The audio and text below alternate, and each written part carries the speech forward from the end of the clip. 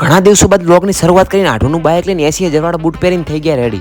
ઠીક હે. ગરમીથી બચવા માટે મોઢા પર રૂમાલ બોધીને મેડમને બે હાલતા થઈ ગયા જસોમાં રોમાપીરના દર્શન કરવા. પહોંચી ગયા રોમાપીરના મંદિરે. લો તમે પણ દર્શન કરીને ખસકા મિલીને આવી ગયા સીધા જ હારીજની બજારમાં. દાદી માટે થોડા ફ્રૂટ લઈને પેટ્રોલ પુરાવીને નીકળી ગયા ઘર તરફ.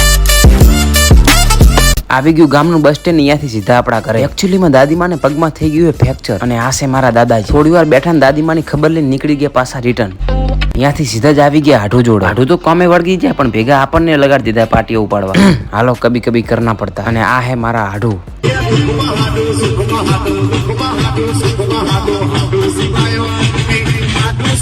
હારીજની બજારમાંથી લઈ લીધા લીલા સણા ખાવા. બીજા દિવસે પાટણ જવાનો પ્રોગ્રામ થઈ ગયો ને આવી ગયા મેલડી માના દર્શન કરવા. હું એકલો નહીં, આઢુ એ ભેગા જ છે.